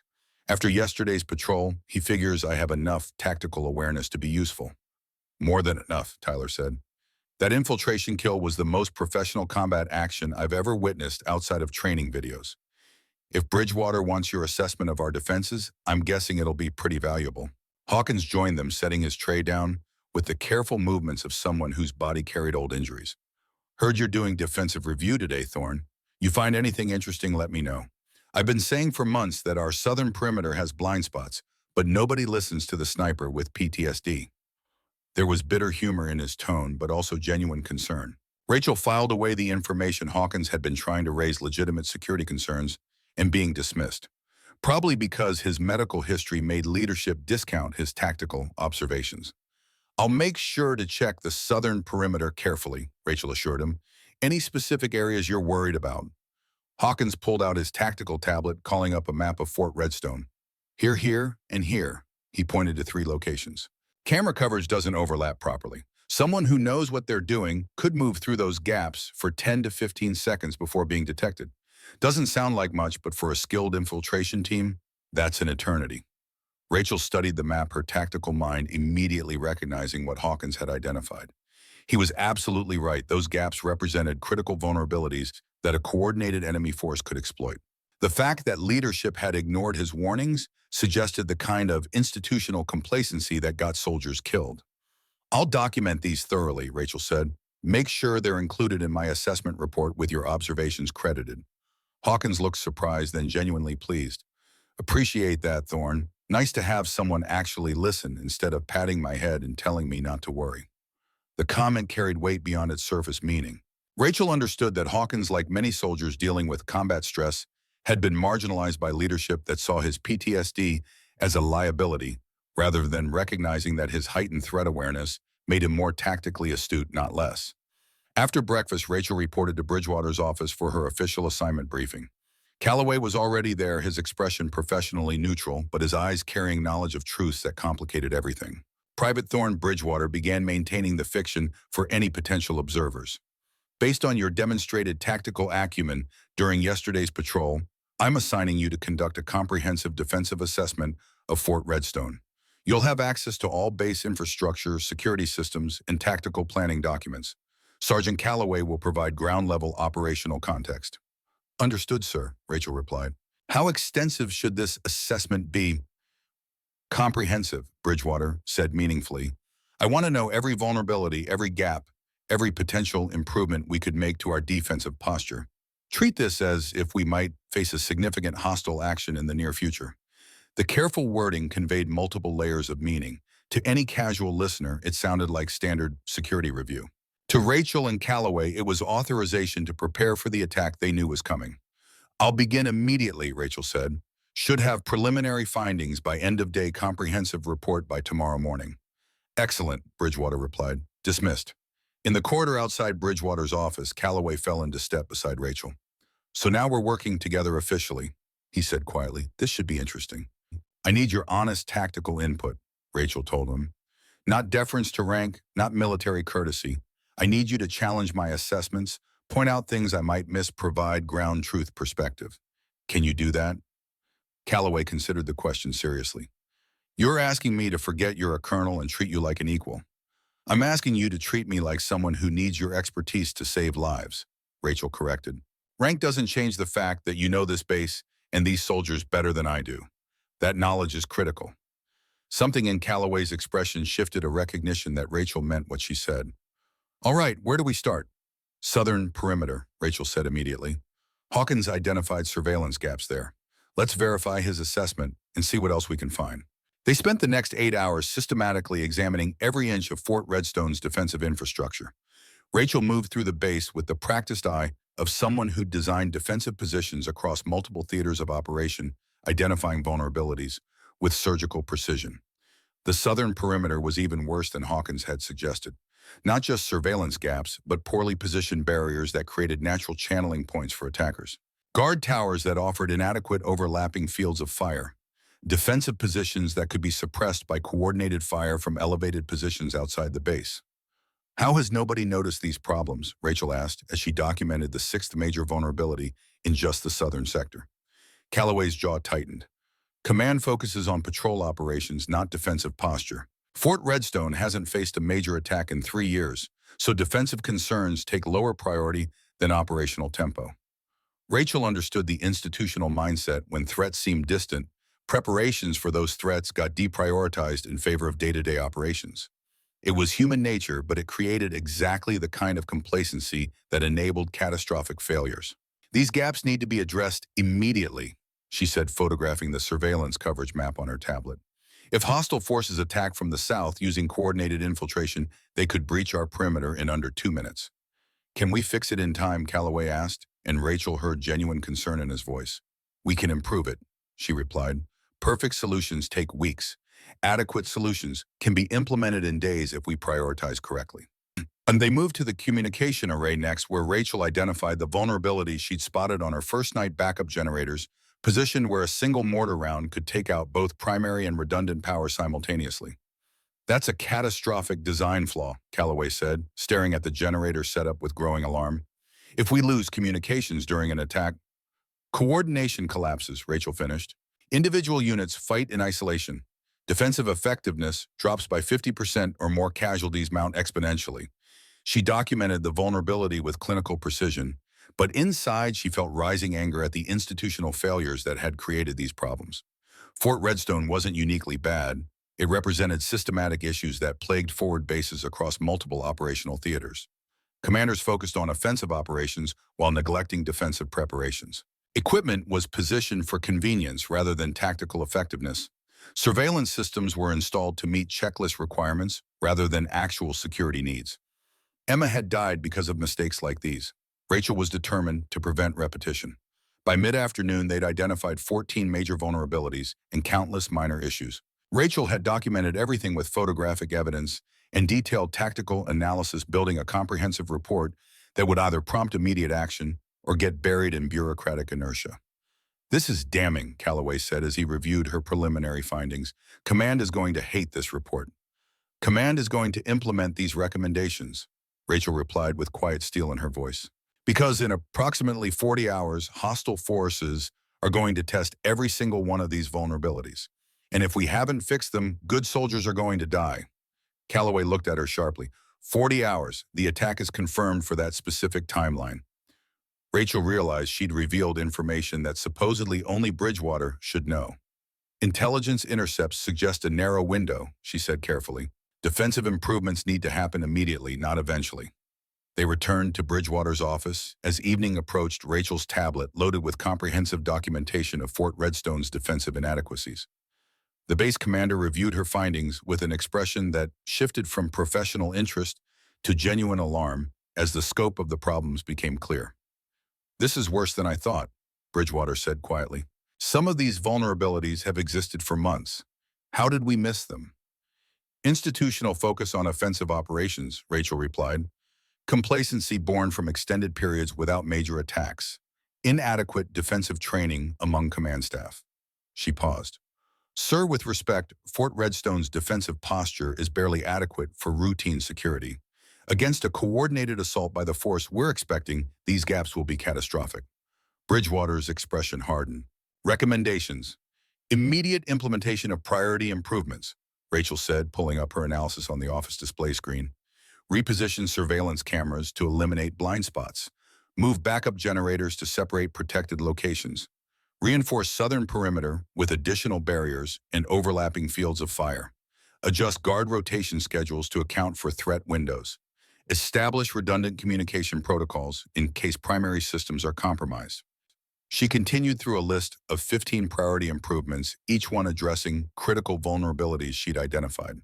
Calloway watched her present with something approaching awe. This was operational planning at a level he'd rarely witnessed, comprehensive and detailed and grounded in hard tactical reality. "Implementation timeline?" Bridgewater asked. 36 hours for priority improvements," Rachel replied. "Requires all available personnel working in shifts, but it's achievable if we start immediately." "Do it," Bridgewater ordered. "Sergeant Calloway, coordinate personnel assignments. Private Thorne, you have operational authority to direct defensive improvements as you see fit." The careful phrasing maintained Rachel's cover identity while giving her the authority she needed. But as Calloway and Rachel left the office to begin implementation, they both knew the fiction was becoming increasingly difficult to maintain. "Private Thorne giving orders to entire base personnel," Calloway said quietly as they walked. "That's going to raise questions." "Let it," Rachel replied. "What matters is getting these improvements completed before the attack comes. Questions about chain of command can wait until after we've kept everyone alive." They spent the next 12 hours in a blur of coordinated activity. Rachel directed teams of soldiers in repositioning equipment, reinforcing defenses, eliminating blind spots. She moved through the work with the practiced efficiency of someone who'd done this dozens of times before. Her commands clear, and her tactical reasoning sound enough that even suspicious soldiers followed her directions. Tyler worked on communication systems, implementing the redundancy protocols Rachel specified. Connor coordinated barrier repositioning, his natural leadership emerging as he motivated soldiers through exhausting physical labor. Hawkins oversaw surveillance camera adjustments, his sniper's eye for angles and coverage proving invaluable. And Calloway orchestrated everything, his experience with Fort Redstone's personnel and procedures smoothing implementation of Rachel's designs.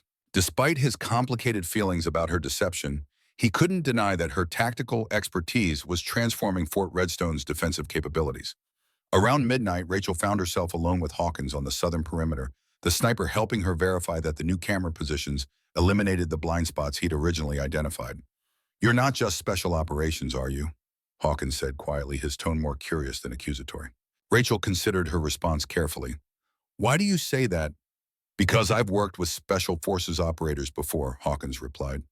"They're good, don't get me wrong, but what you're doing here, this level of comprehensive defensive planning, this is command-level expertise, strategic thinking, the kind of thing you see from colonels who've spent years designing base defenses." He watched her face in the dim light, reading micro-expressions with the skill of someone trained to observe. "I'm right, aren't I? You're way more than you've been telling us." Rachel met his eyes directly. "What I am is someone trying to keep you and everyone else on this base alive. Does my rank or background matter more than that?" "No," Hawkins admitted, "but it matters for trust. I've followed officers into situations where they got people killed because they didn't know what they were doing. I need to know that's not what's happening here." The raw honesty in his voice touched something in Rachel. This man had been damaged by war, had seen things that scarred his psyche, and yet he still cared enough about his fellow soldiers to ask the hard questions. 3 years ago, my sister died in an attack on her forward base, Rachel said quietly. Lieutenant Emma Thorne, 28 years old, brilliant tactical mind, she warned her commander about defensive vulnerabilities. He ignored her because he thought he knew better. 14 soldiers died because pride trumped competence. Hawkins listened in silence, his expression understanding. I spent 3 years hunting the organization that killed her, Rachel continued. And when intelligence indicated they were planning an attack on Fort Redstone, I volunteered to come here undercover, to assess defenses, to prepare for the assault, to make sure what happened to Emma doesn't happen to you or anyone else here. So you do know there's an attack coming, Hawkins said. That's why you're pushing so hard on these improvements. Yes, Rachel confirmed.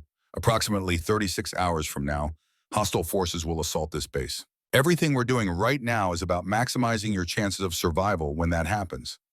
Hawkins absorbed this information with the calm of someone who'd faced death enough times to stop fearing it. Does Calloway know? He knows, Rachel replied. Found out last night. We're working together now, but the rest of the squad still thinks I'm just former special operations. They deserve to know what's coming, Hawkins said. They will, Rachel assured him, when the time is right. Right now, I need them focused on defensive preparations, not on processing threat information. Fear doesn't make people more effective. It makes them sloppy. Hawkins nodded slowly. For what it's worth, I trust you. Whatever your real rank is, whatever you're hiding, you're doing this for the right reasons. That matters more than anything else. Thank you, Rachel said, and meant it. Now let's finish verifying these camera positions. We've got a lot more work to do before dawn. They worked through the night, and by morning Fort Redstone's defensive posture had been transformed. Not perfect, they didn't have time for perfect, but substantially improved. The blind spots were covered. The redundant systems were properly separated. The defensive positions had overlapping fields of fire. The communication arrays had backup power sources in protected locations. Rachel stood at the southern perimeter as dawn broke, surveying their work with satisfaction. 36 hours of preparation compressed into one exhausting push, soldiers working in coordinated shifts to implement improvements that might mean the difference between life and death. Calloway joined her, looking equally exhausted, but grimly satisfied. Never seen a base transform its defensive posture this quickly. Your tactical planning is impressive. Your implementation made it possible, Rachel replied. Good plans mean nothing without execution. Your soldiers worked their asses off to make this happen. They did, Calloway agreed, though they're starting to ask questions about who you really are. Tyler ran an analysis of your tactical recommendations. They match published defensive planning from Strategic Operations Command Doctrine. Connor noticed you have command presence that goes way beyond junior enlisted. Hawkins already figured out you're significantly more than you've been telling us. Rachel had known this moment was coming. Her cover identity had served its purpose. She'd seen Fort Redstone's real operational capability, identified its vulnerabilities, and implemented critical improvements. But maintaining the fiction was becoming counterproductive. How long until they need to know the truth, she asked. Given that we're apparently facing a major attack in about 30 hours, Calloway replied. I'd say they need to know pretty damn soon. They're going to be fighting for their lives. They deserve to know who's actually leading them. Rachel nodded slowly. He was right. The time for deception had passed. What came next would require trust, and trust required honesty. Tomorrow morning, she decided, after they've had a night's rest, before final defensive preparations begin, I'll gather everyone and tell them the truth. All of it, Calloway asked, including your actual rank. All of it, Rachel confirmed. They've earned that much. They stood together in the dawn light, watching Fort Redstone slowly come to life. Soldiers emerging from barracks guard shifts, changing the daily rhythm of military life, continuing despite the approaching storm. Colonel Thorne, Calloway said quietly, using her real rank for the first time in her presence. When this is over, assuming we all survive, I want you to know something. What's that, Sergeant? I'm glad you were here, he said simply. Whatever complications your deception created, you've done more to protect these soldiers in 3 days than our regular command structure has managed in 3 months. Emma would be proud of what you've accomplished in her memory. The words hit Rachel harder than she expected. She blinked back, sudden moisture in her eyes, maintaining composure through sheer force of will. Thank you, Marcus. That means more than you know. They returned to the base together, partners now in the truest sense. Tomorrow would bring revelations and preparations. The day after would bring fire and blood and the ultimate test of everything they'd built. But tonight, Rachel allowed herself a few hours of sleep, secure in the knowledge that Fort Redstone was as prepared as she could make it in the time available. She'd honored Emma's memory by ensuring these soldiers had better defenses than her sister had received. Whether it would be enough remained to be seen. In her bunk, Rachel touched Emma's photograph one final time before sleeping. Tomorrow they learn the truth, Em. Then comes the fight. I've done everything I can to prepare them. Now we'll see if it's enough. She closed her eyes and dreamed of her sister's smile of soldiers, laughing together in mess halls of defensive positions that held against impossible odds. Dreams that felt like prayers, like promises made to the dead that the living would honor. 36 hours until the attack. 36 hours until everything Rachel had built would be tested in fire and blood. 36 hours until Fort Redstone would either stand or fall, based on the preparations of one undercover colonel who'd lost her sister to similar circumstances and refused to let history repeat itself. The mission was entering its final phase. And Colonel Rachel Thorne was ready. The storm came exactly 48 hours after Rachel's midnight conversation with General Hartwick. Dawn broke over Fort Redstone with deceptive tranquility, the kind of false calm that preceded catastrophic violence. Rachel stood in the command center surrounded by screens displaying a nightmare unfolding in real time. Dozens of vehicles approaching from multiple vectors. Heat signatures blooming across the desert like deadly flowers. Radio chatter in encrypted channels that intelligence was frantically working to decode. 200 hostile combatants, heavy weapons, coordinated assault patterns. The enemy's timing was precise professional military planning, not insurgent opportunism. The same organization that had killed Emma 3 years ago, coming to finish what they'd started at another unprepared base. Except Fort Redstone wasn't unprepared anymore. 30 minutes earlier, Calloway had gathered his squad in a quiet corner, his expression grim but resolute. "Listen up," he said quietly. "Thorne isn't a private. She's Colonel Rachel Thorne, Strategic Operations Command. She's been undercover assessing our defenses for the past 3 days. I've known for 12 hours kept it quiet because she needed to complete preparations without everyone treating her differently." Tyler's jaw dropped. "A colonel this whole time," Calloway confirmed. "Her sister died in an attack by this same enemy force 3 years ago. She volunteered to come here undercover to make sure we didn't suffer the same fate. And in about 30 minutes, she's going to coordinate our defense against 200 hostiles using expertise we desperately need." Hawkins nodded slowly, pieces clicking into place. That's why the infiltration kill was so clean. Why her tactical assessments were flawless. She's been doing this for years. "Questions can wait," Calloway said firmly. "Right now, we trust her expertise and follow her orders. She's earned that." "Clear." The squad nodded, processing the revelation even as alarms began sounding across the base. Now in the command center, Rachel's voice cut through the chaos with surgical precision. "All units, this is Colonel Thorne. Enemy forces approaching from vectors Alpha through Delta. 200-plus combatants, heavy weapons coordinated assault. Hold positions until they're in optimal engagement range. No one fires until I give the order." The words transmitted to every soldier on the base, her rank and identity revealed in the moment when it mattered most, when lives depended on absolute trust in her tactical coordination. She watched the displays with the intensity of a chess master, seeing 3 moves ahead. The hostile forces were using exactly the approach vectors she'd predicted during her assessment.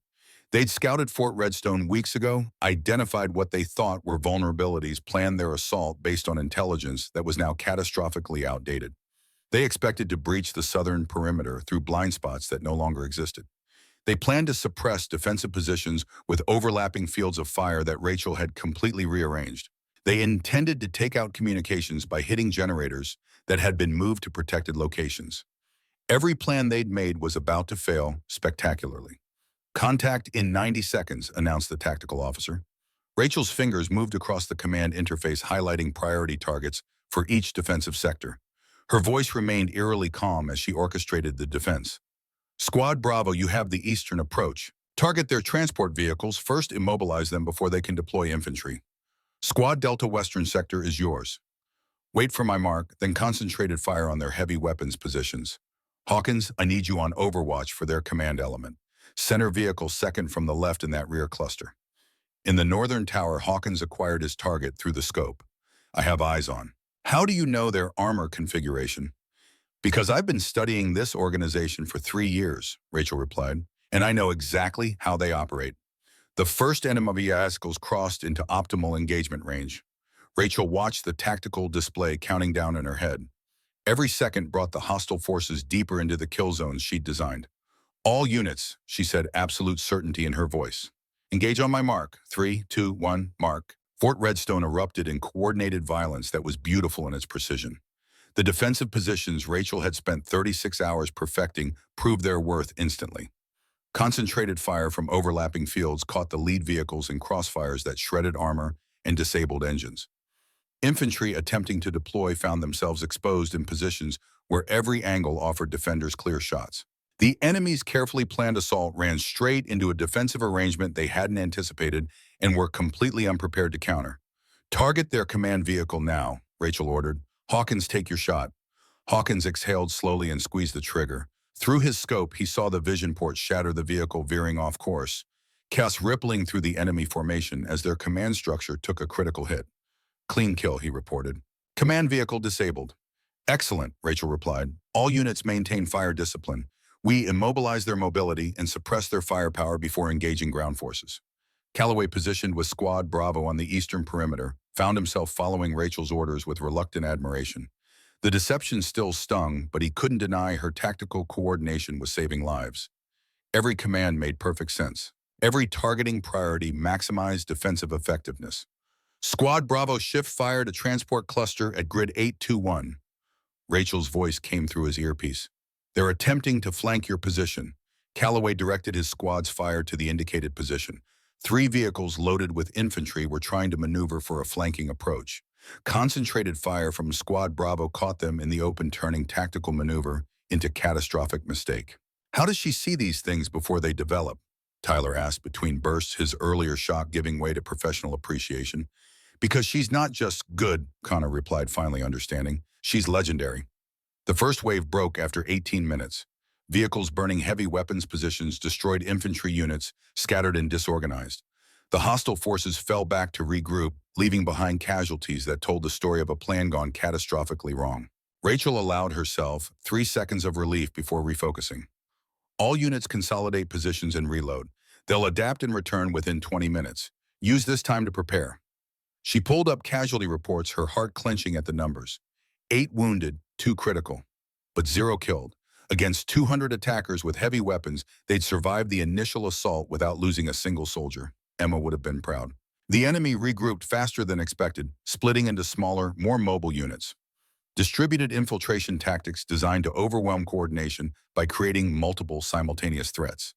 They're adapting, Rachel said, watching the hostile forces reorganize with professional speed, changing from massed assault to distributed infiltration. All squad leaders, you have autonomy to engage threats in your sectors without waiting for my authorization. Trust your training and communicate with adjacent units. I'll provide overwatch and coordinate between sectors. It was exactly what Emma would have done, trusting soldiers to make sound decisions rather than trying to micromanage from a command center. The second wave came as small teams of highly trained infantry infiltrating from multiple directions simultaneously, but Rachel had anticipated this adaptation. The defense in depth she'd implemented could respond to multiple threat types. Squad Bravo detected infiltrators attempting to breach the eastern perimeter. Calloway let them partially penetrate before triggering a counter-ambush that caught the enemy team in a deadly crossfire. Eastern sector infiltration team neutralized, he reported. No friendly casualties. Well executed, Sergeant, Rachel acknowledged. Connor's team in the southern sector caught infiltrators in the surveillance gaps that Hawkins had originally identified, gaps now covered by carefully positioned defensive positions. Southern sector multiple contacts suppressed, Connor reported. They walked right into our firing positions. Rachel allowed herself a tight smile. The improvements were working. Fort Redstone's defense was holding against forces that had expected to overwhelm inadequate defenses. Then tactical displays lit up with new threat indicators. Enemy forces massing for an assault on the communications tower, the position that, if disabled, would cripple coordinated defense.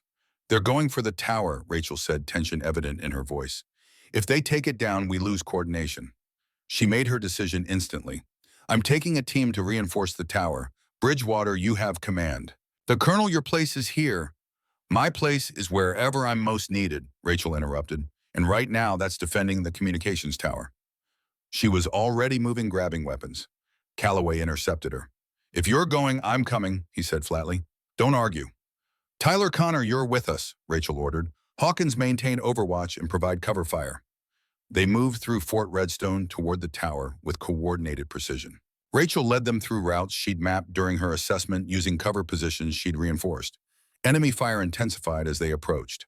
Rachel's combat instincts took over completely, her body moving with muscle memory, built through countless operations. "Cover left," she ordered, dropping behind a barrier as automatic fire stitched the ground where she'd been standing. Tyler returned fire, suppressing the enemy position long enough for them to advance. They reached the tower to find the defensive team pinned down, 3 wounded, ammunition running low. "Colonel Thorne," the team leader said with obvious relief. "Didn't expect command to show up personally." "Change of plans?" Rachel replied, rapidly assessing the situation. "Connor, get the wounded to medical. Tyler, suppression fire on that heavy weapons position.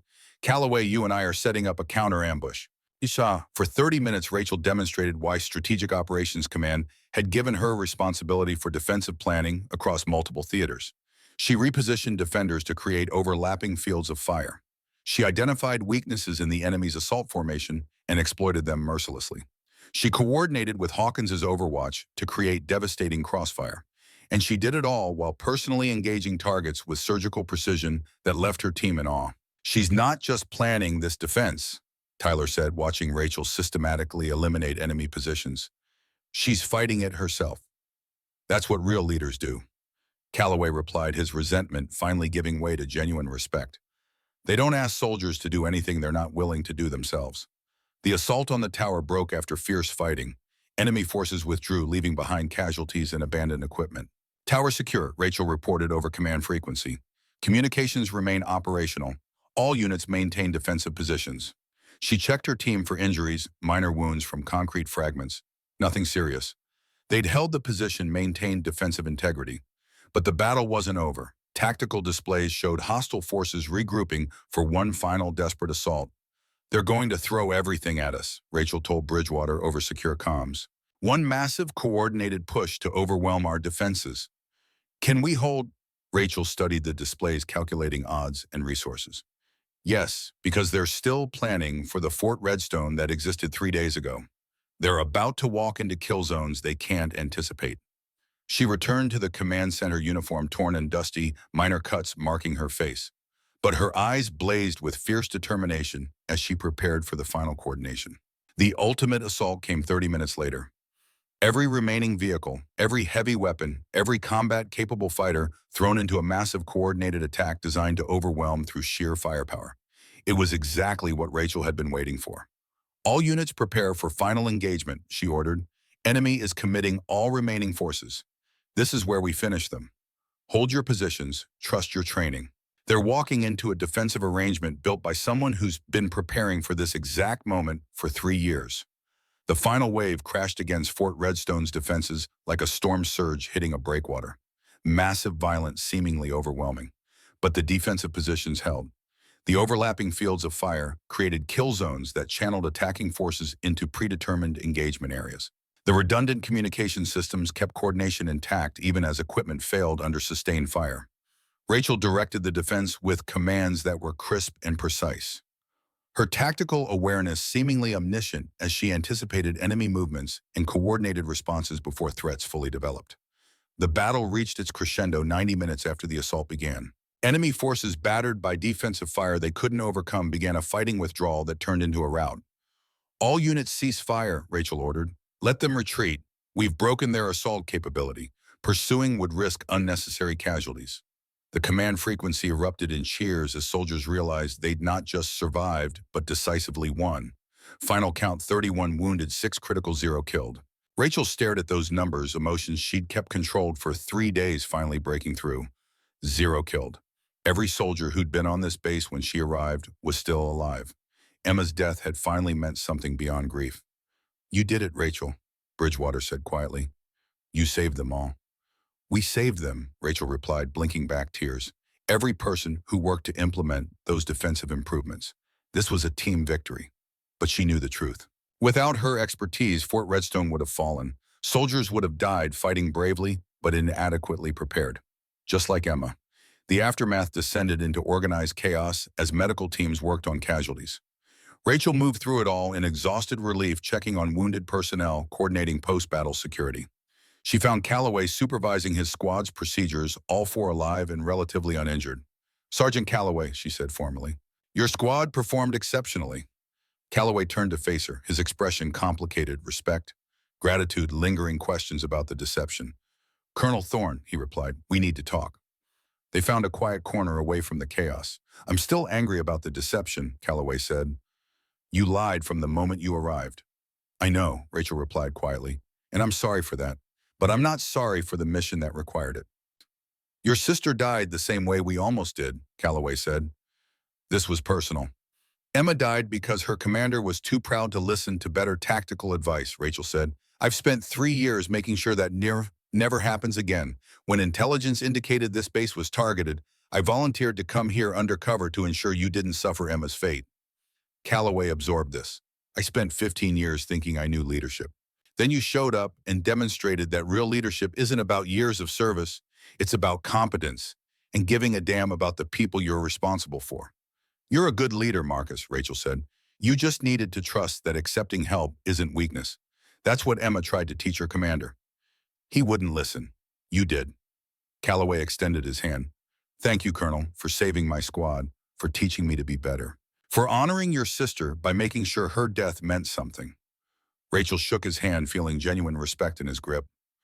Hours later, Rachel stood before Fort Redstone's assembled personnel, every soldier who could walk wounded, being transported on stretchers, the entire base community united in survival. "3 days ago, I arrived here under false pretenses," she began. "I told you I was Private Rachel Thorne, a transfer with desk job experience. That was a lie. My actual rank is Colonel Strategic Operations Command. I was sent here undercover to assess defensive capabilities and prepare for the attack we just survived. For that deception, I apologize." She paused, letting the words resonate. "But I don't apologize for the mission that required it. 3 years ago, my sister, Lieutenant Emma Thorne, died in an attack on her forward base. She warned her commander about defensive vulnerabilities. He ignored her. 14 soldiers died because pride trumped competence." Rachel's voice strengthened. "I came here to make sure that never happened again. Today, you proved that preparation matters, that competent defensive planning saves lives. You didn't need me to be brave, you were already brave. What you needed was leadership that understood defensive warfare and cared enough to implement proper preparations." She scanned the faces watching her. "Every one of you contributed to this victory. This was a team effort in the truest sense, and I'm honored to have served alongside you." Rachel straightened to attention. "You are exceptional soldiers. Fort Redstone held today because of your competence, your courage, and your commitment to each other. That's the highest form of military excellence. Thank you for your service. Thank you for proving that proper preparation can overcome any odds." She saluted, holding it until every officer and NCO had returned it. The response wasn't immediate applause, it was something more profound. A wave of respect and understanding that spread through the assembled personnel. Tyler approached first. "Colonel, I sabotaged your radio when you first arrived because I felt threatened. That was petty. You saved my life despite it." "You saved your own life by being excellent when it mattered," Rachel corrected. "That's what counts." Connor was next. "My father was CIA. He died keeping secrets to protect people. I understand what you did and why. Thank you." "Your father would be proud of you," Rachel said sincerely. Hawkins approached last. "Remember I said I'd name my next daughter after someone important. My wife agreed. Emma Hawkins, born yesterday at 0600 hours. Thought you should know." This time Rachel couldn't stop the tears. She simply nodded, unable to speak past the emotion. The next morning, Rachel stood in the assembly area one final time, belongings packed, transport waiting. Calloway approached with his squad. "Colonel Thorne," he said formally, "Squad Bravo requests permission to present you with this." He handed her Tyler's modified tactical tablet, now programmed with defensive algorithms derived from Rachel's planning. "We documented your improvements, your protocols, your methodologies," Tyler explained. "Other bases might benefit from what you taught us, our contribution to Emma's legacy." Rachel felt tears threatening again. "This is exceptional work. Thank you." "We owe you our lives," Connor said simply. The goodbye stretched on soldiers, expressing gratitude, shaking her hand. Rachel received it all with as much grace as exhaustion allowed. Finally, she boarded the transport, looking back at Fort Redstone one last time. The base that had been vulnerable 3 days ago now stood as a model of proper defensive preparation. As the transport pulled away, Rachel closed her eyes and whispered, "I kept them safe, Em." just like you would have done. 2 weeks later, Rachel stood before Emma's grave at Arlington National Cemetery. The marble headstone bore her sister's name, rank, and the inscription, "She spoke truth to power." "I did it, Em," Rachel said quietly, placing Fort Redstone's unit commendation beside the headstone. "0 killed, 31 wounded, all recovered. Every single soldier you would have tried to save, I saved them." The wind carried leaves across the cemetery grounds. "Hartwick wants me to keep doing this. Undercover assessments at vulnerable bases. He says we can establish new standards, prevent what happened to you from happening to others." Rachel traced Emma's name on the stone. "I think you'd want me to say yes, not because it's about you anymore. It's about the next Emma, the next commander, too proud to listen, the next 14 soldiers who don't have to die because someone cared enough to fix the system." She stood military bearing, returning. "So I'm saying yes to the mission, to making sure your death saved more lives than just Fort Redstone." Rachel saluted. "Watch over me, Lieutenant. I've got work to do." As she walked away, Rachel didn't look back. Forward was the only direction that mattered. Emma would have approved. Epilogue. 6 months later. Forward Operating Base Sentinel, Syrian border. The contractor's briefing room smelled of dust and diesel fuel. Rachel sat among private security personnel. Her appearance transformed: longer hair, different mannerisms, a backstory about working logistics in Dubai. "Ms. Thorne," the base commander said, deliberately mispronouncing her cover name. "You'll handle supply chain coordination. Essential, but not exciting." Rachel nodded meekly, playing her role. That night, she sent encrypted messages to Hartwick. "Defensive assessment begins tomorrow. Same vulnerabilities as Emma's base. Same enemy force in region. Timeline imminent." Hartwick's reply: "Authorization confirmed. Do what you do best, Colonel. Bring them home alive." Rachel deleted the messages and pulled out a worn photograph, Emma's smile now accompanied by Fort Redstone's group photo. "Thank you, Colonel Thorne," written on the back. "2 bases saved, Em," she whispered. "How many more until we've balanced the scales?" Outside her window, she saw the base's southern perimeter: inadequate barriers, surveillance blind spots, generators poorly positioned. All the same mistakes. All about to be fixed by someone the soldiers would never suspect. Rachel Thorne smiled and began her assessment. The mission never ended, and she wouldn't have it any other way.